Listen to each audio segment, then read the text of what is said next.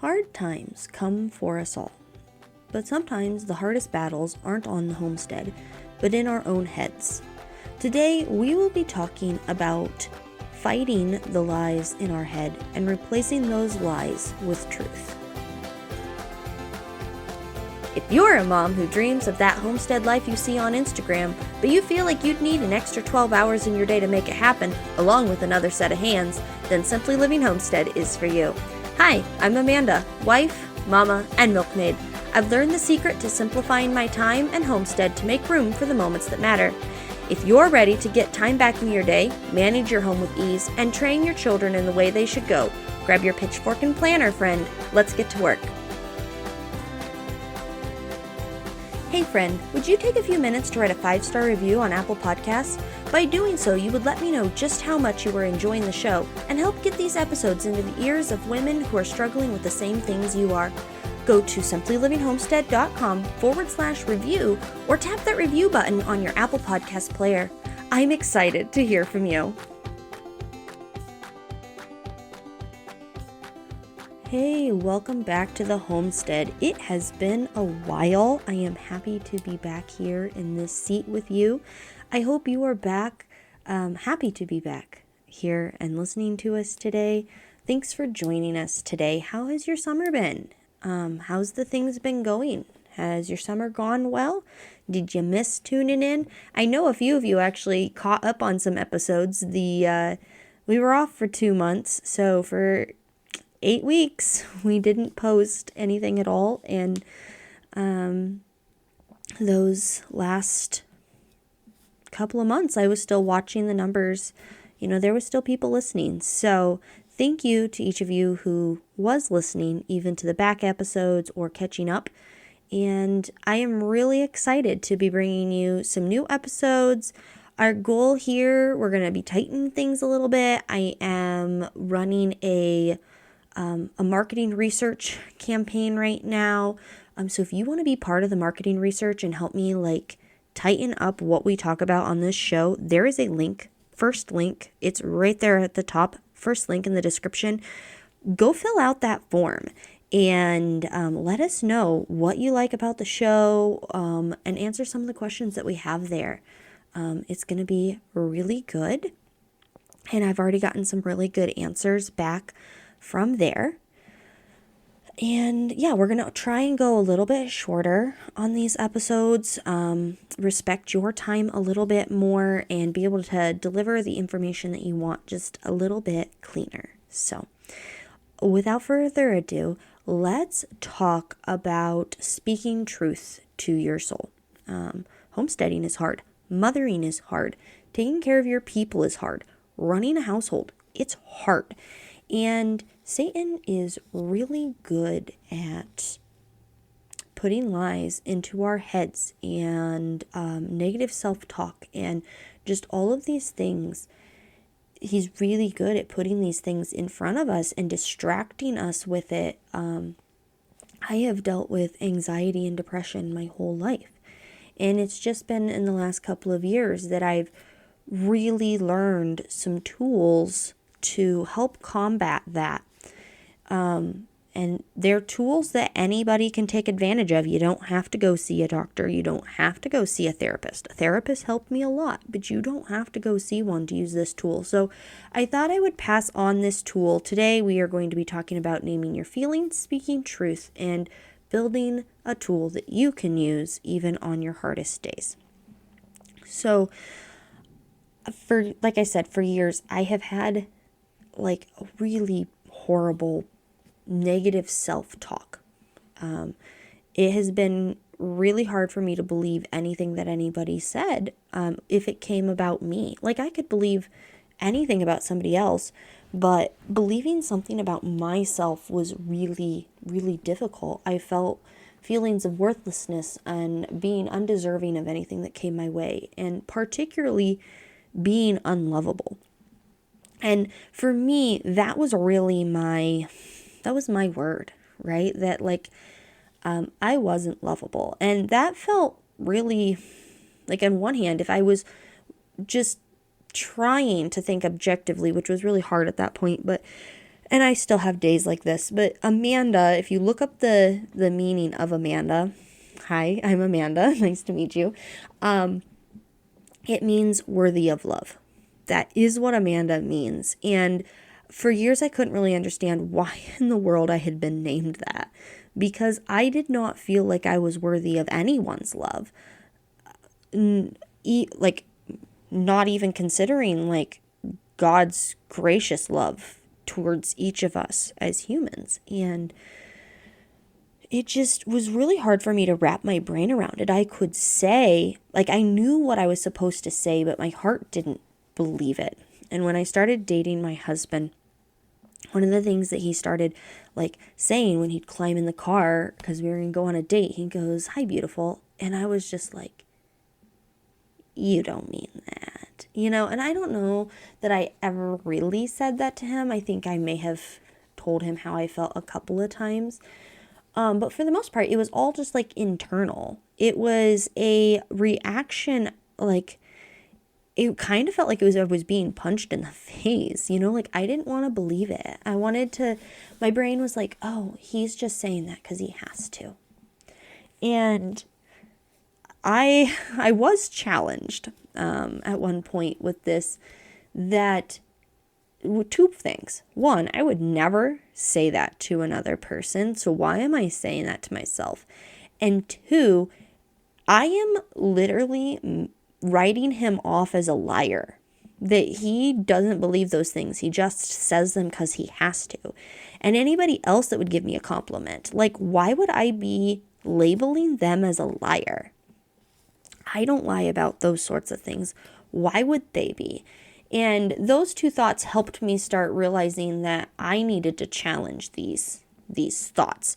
So how do we challenge these thoughts? I'm going to start by saying that, like, scripture is very clear that we are to take captive our thoughts, and we are to take control of our thoughts and have ownership over them. And we need to counter them and speak truth and life. 1 Corinthians 10:3-5 says, though we walk in the flesh, we are not waging war according to the flesh. For the weapons of our warfare are not of the flesh, but have divine power to destroy strongholds. We destroy arguments and every lofty opinion raised against the knowledge of God, and take every thought captive to obey Christ. Take every thought captive, every single one of them. Weigh it against the scriptures, and then let the true ones pass through. Well, how do we do that? Right? I've heard that verse my whole life. How do you do something like that? And here is what I have come to realize. We have three steps, and they're not hard. The first one is to recognize the lie. You have to take hold, and you have to stop and realize what your brain is doing. And it has taken me a couple of years to get to the point that I am very conscious and committed to being able to do this. It was really hard at first because I had not exercised that piece of my brain. I did not have muscles in that area. To realize when my brain was starting to spiral, or realizing when my brain was starting to want to go down a path that wasn't really healthy for me. When I started spiraling and saying oh, I'm no good, I'm worthless, and or getting anxiety, or feeling like a situation was out of control, and just letting my brain spiral into that. So you have to start recognizing when your brain is doing something. And some of the things you can do there is writing it down. If you're starting to feel tight or anxious in your body, write it down. Name how you're feeling. Name it without shame. This is not about shaming or guilting ourselves into feeling different. This is about recognizing what we have and what we're seeing, and then being able to counter it, to fight it. And so write it down. I am angry at this situation. I am scared that this thing is going to happen. With that marketing research that I'm doing right now, I'm terrified that nobody's going to respond. I am terrified that the things that God is calling me to do in this podcast and the things he's asking me to create and this business that he's asking me to create is not worth it. Like, I have a lot of fear surrounding that. And when my brain starts spiraling, when it starts saying that, well, you're not good enough, or you're not the right person for this, or why should anybody listen to you, and all of these things, and it can like really start spiraling to the point that I don't want to turn on the microphone. I don't want to sit down at the computer. I don't want to do those things. And so I have to take it and name it and declare it. And once you do that, you can start countering it. You can counter it. I have found, for me, you can counter it with two things. You can counter it with biblical truths. Okay? Scripture, Christian songs, like these things that, just be able to speak life into the situation. And then simple affirmations. This one felt more practical because I am a very tangible, touchy, like if I can do really good with thinking out into the future, but actually being able to execute on emotion is really difficult for me. And a lot of times the Bible feels that way to me, and I love the Bible, and I'm trying to, like, I ask God, just like, please, like, I got to get into it more. Just help me enjoy it. But when it comes to tactical things, I know that God has created our brains, and I believe that he has created affirmations, whether or not they're scriptures or not. So you can say Bible affirmations, but you can also just like, what is the actual truth in this situation? So take, for example, when my husband was calling me beautiful, and my instant gut reaction was, oh, he's just saying that, or I'm not beautiful, or you're not pretty. Like, it was those things, right? So those are the lies. And so then we have to counter them with the truth. And you can start with a softened truth. Like, you can say, Jonathan thinks I'm beautiful. Okay, now obviously you're not going to say that specific line unless your beloved is also named Jonathan. But like, I started just simply by affirming that he was telling the truth. Whether or not I believed him didn't really matter at that point. I was speaking the truth to myself. Jonathan thinks I'm beautiful. And after I did that a while, I realized that I started looking in the mirror and realizing, you know what? I am beautiful. And not in a vain, puffed up sort of way. Just I am created in the image of God, and there is nothing wrong with how he created me. And being able to just like come to terms with that, And so sometimes you have to start with this like soft affirmation. And then it can grow into something of, I am beautiful, I am loved, I am strong, I am capable. And if you need to, like if those feel selfish to you, you can give the reason why, right? I am beautiful because God created me in his image. That's why I'm beautiful. I'm not beautiful because I won something in Vogue. I am beautiful because God created me in his image, right? And you can like anchor yourself in the truth of God. So point 3 is then how to anchor yourself, right? I put sticky notes all over the place. I actually took a permanent marker, and I do my dishes for the dairy down in our basement, and there's a small window that gives no light because it's blocked off, but it still has the window frame there. And there's a small window above the sink, and I literally took a permanent marker and I wrote a scripture verse, and I wrote an affirmation right there. And I saw that every day for a couple of months until my brain kind of blocked it out. But every once in a while, I'll look up and go, oh yeah, and the note is still there. Like, I literally wrote it on the mantle and the doorposts. So you can, if you feel like defacing your house, do it. It was very much worth it for me. I don't think I'd do it upstairs in the house. just because I don't feel like repainting it, but you know, you can. So sticky notes, a piece of tape that you can eventually take off, write on the mirror. Dry erase and wet erase, write is on mirrors, really good. Just write it on the mirror. You can go on your phone, and if you are anything like me, much to my shame, my phone is always with me. You can go on your phone and you can write lists on your phone. Put it on your home screen. Put it on your front screen. Do whatever you got to do to start writing those truths in front of you. Put them in front of your eyes and keep them there.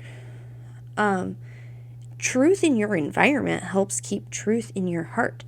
You can do that when you're not having quite so bad of a day. When I was like really struggling, I don't know if I ever had a good day, quote unquote, but I did have better days than some, and they didn't come super often, but they were there. And so sometimes on a better day, I would be able to think of the truths more easily, and I would write them down then. So when the harder day came, it was there, and I was able to like see it. If it's really bad, you can even write the lie and then write the truth, right? Like, what is the lie that I'm saying? What is the truth? Okay. Well, we are basically to the end of my notes. We are to the end of our time, and I'm so glad that you've hung out with me today.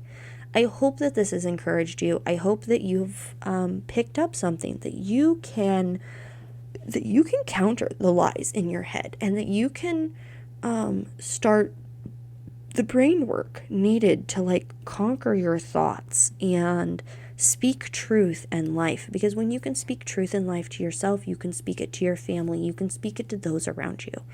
You don't have to believe every thought. In fact, you shouldn't believe every thought.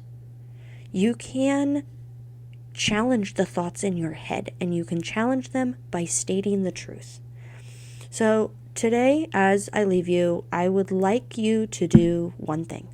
I would like you to write down one lie that you believe. Just one. And I want you to write down the truth. What is the truth to that lie? And I want you to practice saying it. I want you to say it in your head. I want you to say it in your mind. I want you to say it out loud. I want you to write it somewhere where you can see it. And over time, your soul will start believing the truth first. Remember, lies show up, but they don't have to win. Replace them with God's truth and reminders. Walk away feeling equipped and encouraged today, my friend. And if you've got a moment, fill out that survey down below. Let me know your thoughts on the episodes, and let me know your thoughts on homesteading and all of the things. I would love to connect with you, friend. Join my email list. That would be a great way to support me. Anyway, until next week, have a very blessed day. Hey neighbor, I hope you enjoyed today's episode. If so, would you take 30 seconds and share this episode with a friend who is knee-deep in their own homestead? Also, please leave me a rating or a review on Apple Podcasts. It thrills me to know that this podcast is helping you. Keep watching those sunsets, friend. I'll meet you back here on the homestead soon for another episode. See ya!